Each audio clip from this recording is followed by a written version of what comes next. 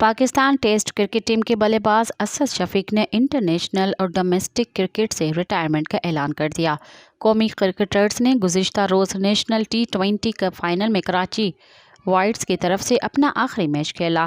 Karachi whites نے Abbott آباد region کو 9 رنز سے شکست دے کر پہلی مرتبہ ٹرافی اٹھائی۔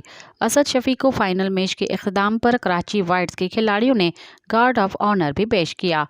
اسد آخری میچ میں بطور بلے باز اپنی اننگز یادگار تو نہ بنا سکے لیکن بہترین کپتانی کرتے ہوئے ٹیم کو فتح ضرور دلوائی۔